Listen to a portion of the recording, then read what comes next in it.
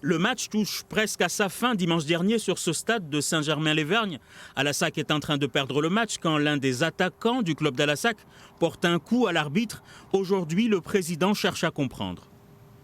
Il a communiqué avec des joueurs et en regrettant son geste. Je pense qu'il commence petit à petit à prendre conscience de la gravité du geste. Le joueur agresseur a été exclu immédiatement du club. En attendant la commission de discipline, les deux présidents appellent au calme, même s'ils témoignent du choc que l'agression a suscité chez les joueurs. L'arbitre, oui, on y pense forcément parce qu'on l'a même eu en échange téléphonique. J'ai appris par la presse qu'il voulait prendre un petit peu de recul par rapport à l'arbitrage. Et écoutez, il faut souhaiter qu'il reprenne goût et qu'on le revoie sur les terrains, bien entendu, dans d'autres conditions. L'arbitre est aujourd'hui suivi psychologiquement. Grâce à l'aide du syndicat des arbitres, une plainte a été déposée. Les arbitres sont délégataires de missions de service public et à ce titre, ils sont comme les forces de l'ordre.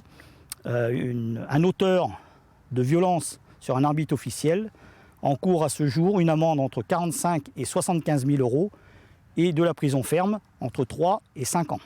Selon l'UNAF, les agressions d'arbitres restent des cas isolés. Les rencontres reprennent dès ce jeudi. Alassac reçoit Béna et pour son président, le fair-play doit revenir sur le terrain.